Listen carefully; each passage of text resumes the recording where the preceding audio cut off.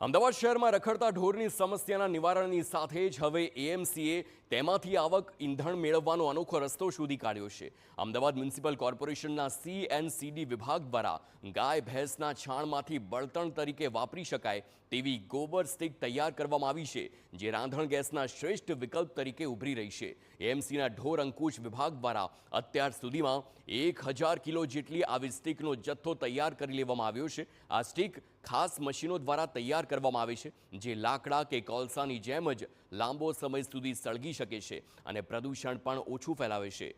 હાલ ધાર્મિક સંસ્થાનો, હોસ્ટેલ સહિતની જગ્યા પર 300 કીટ પહોંચાડવામાં આવી છે।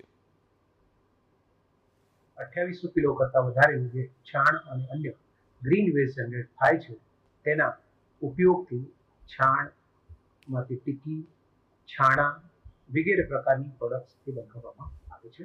ધાર્મિક સંસ્થાનો તથા હોસ્ટેલ અને કેન્ટીન આવા પ્રકારના એકમોને આ છાણાની સ્ટીક અને ટીકી પૂરા પાડવા માટે કોર્પોરેશને આ કામગીરીનું પાયલોટ પ્રોજેક્ટ શરૂ કરેલ છે। તો આ તરફ જૂનાગઢના